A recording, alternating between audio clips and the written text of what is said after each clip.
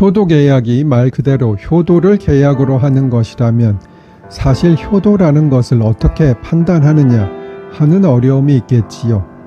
그리고 도덕에 해당하는 효도의 영역까지 법이 개입하기 어려운 부분도 상당히 있고요. 그래서 여기에서의 효도개혁이라 함은 부담부 증여계약을 뜻하는 의미로 많이 사용되어요. 노부모가 자녀들에게 재산을 어떻게 증여하는 것이 좋은지 궁금해하는 경우가 많이 있습니다. 이 경우 그나마 부모에게 안전판을 만들어 주는 것으로 효도계약을 체결하는 일이 점점 늘어나는데요. 즉 효도를 조건으로 자녀들에게 재산을 증여한다는 것이지요. 다음 쇼츠에서 조금 더 자세히 설명드릴게요.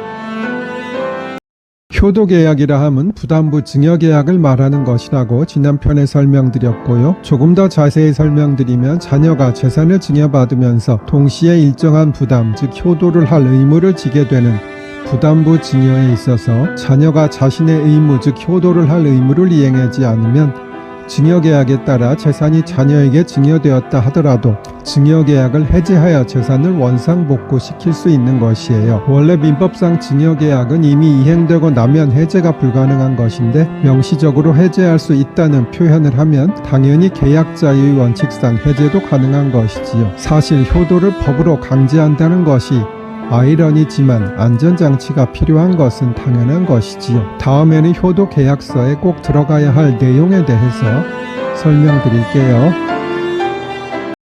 효도계약서에 꼭 필요한 내용에 대해 설명드립니다.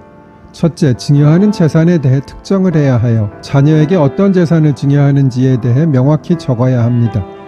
부동산의 경우라면 집원, 집합건물이라면 동호수 등을 적고 가능하다면 시가도 적어주면 좋겠고요. 현금, 주식, 채권 등의 경우라면 구체적인 내역과 그 가격에 대해서도 적으면 좋겠지요. 둘째, 효도의 내용에 대해서 구체적으로 적어야 해요. 효도계약서를 작성하면서 효도를 해야 한다 라고 추상적으로 적으면 나중에 어떤 행동을 효도라고 보아야 할 것인지에 대해 법적으로 다툼의 여지가 있기 때문에 효도의 내용을 구체적으로 적는 것이 좋겠어요. 전의 쇼츠에서 이어집니다. 효도계약서에 적어야 하는 효도의 내용 설명드리고 있었어요. 예를 들어 증여를 받는 대가로 부모에게 생활비를 드린다면 그것을 특정해야 하겠고요. 어떤 은행 통장으로 매월 말일에 300만 원을 지급한다 등으로요. 또 주거 및 병원비 지원 등에 대해서도 적는 것이 좋겠어요.